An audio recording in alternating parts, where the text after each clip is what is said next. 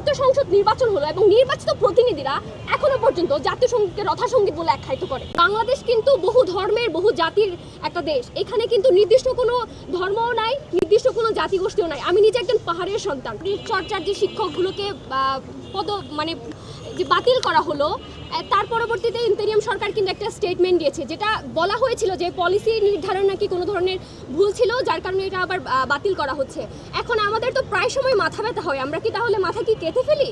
আমরা তো মাথা কেটে ফেলছি না। তাহলে এই যে বলা হচ্ছে একটা ভুল পলিসি বা প্রকল্প এরকম একটা বাস্তবায়ন করার জন্য আমরা চেষ্টা চালিয়েছি, সেটা হচ্ছে না বা ফিজিবল হচ্ছে না বলে কি আমরা বাদ দিয়ে দেবো? এটা কি কোনো ধরনের সম্ভব?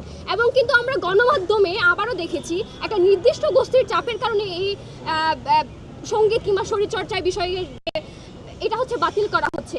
এখন দেখেন, বাংলাদেশ কিন্তু বহু ধর্মের বহু জাতির একটা দেশ। এখানে কিন্তু নির্দিষ্ট কোনো ধর্মও নাই, নির্দিষ্ট কোনো জাতিগোষ্ঠীও নাই। আমি নিজে একজন পাহাড়ের সন্তান, তো সেক্ষেত্রে আমার পাহাড় যে সুর এবং সমতলের যে বিভিন্ন সুরগুলো আছে, এগুলোর কিন্তু আমি কোনো ব্যারিয়ার দেখি না।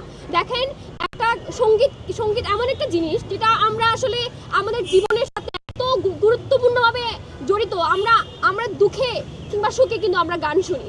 যেমন আমরা 1971 সাল থেকে শুরু করি, যখন আমাদের মুক্তিযুদ্ধ হয়েছিল, তখন কিন্তু এমন অনেকগুলো গান আছে যে গানগুলো শুনলে মানুষের মনে একটা স্পিরিট জাগে যে আমি এই গানের মাধ্যমে আমার দেশকে, আমার যে দেশ আছে সেটাকে আমি রিপ্রেজেন্ট করছি।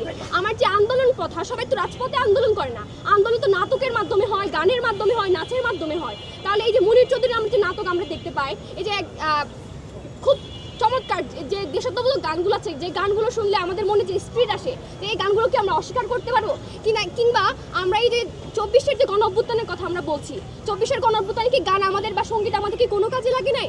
আমরা যখন রাজপথে স্টুডেন্টরা মুক্তির মন্দিরও সোপানতলে গিয়েছে, তখন কি সঙ্গীত কাজে লাগে নাই? কিন্তু এখন এই সময়ে এসে 2025 সালে আমরা এখনো পর্যন্ত এই বিষয় নিয়ে আমাদেরকে কেন কথা বলতে হচ্ছে? এবং আরো সবচেয়ে দুঃখজনক ব্যাপার আমার কাছে এটা মনে হয়, ঢাকা বিশ্ববিদ্যালয়ে গত কয়েকদিন আগে যেরকম ছাত্র সংসদ নির্বাচন হলো এবং নির্বাচিত প্রতিনিধিরা এখনো পর্যন্ত জাতীয় সঙ্গীতকে রথাসঙ্গীত বলে আখ্যায়িত করে। কেন করছে ভাই? হওয়ার কথা ছিল না। আমরা জাতীয় সঙ্গীতকে এমনভাবে ধারণ করি, আমি ছোটবেলা থেকে, আমার মাতৃভাষা বাংলা না, কিন্তু জাতীয় সঙ্গীত শুনলে এখনো পর্যন্ত আমার মনের ভিতরে যে দেশপ্রেম জাগ্রত হয়, সেটা কিন্তু আমি অন্য কোনো জায়গায় আমি পাচ্ছি না। যখন আমরা বিদেশের মাটিতে এই গানগুলোকে যখন আমরা রিপ্রেজেন্ট করি, তখন কিন্তু আমাদের অজান্তেই চোখের কোণে একটা জলের ফোঁটা চলে আসে, কারণ আমরা এই গানের মাধ্যমে আমরা দেশকে চাই। এখানে বলা হচ্ছে সঙ্গীত কোনো কাজে আসছে না। ভাই, আমরা তো ছোটবেলা থেকে বিজ্ঞান পড়ছি, সমাজ পড়ছি, কিংবা ইঞ্জিনিয়ারিং পড়ছি, কিংবা অনেক ধরনের সাবজেক্ট পড়ছি, কিন্তু সবাইকে আমরা ডক্টর হচ্ছি কিংবা সবাইকে ইঞ্জিনিয়ার হচ্ছি? গান এমন একটা বিষয়টা আসলে আপনি চাইলেও, আপনি যতই চেষ্টা করেন না কেন, আপনি চাইলেও এটা বাদ দিয়ে ফেলতে পারবেন না। আমাদের খুব বেশি মন খারাপ হয়, আমরা কিন্তু মন খারাপের গান শুনি।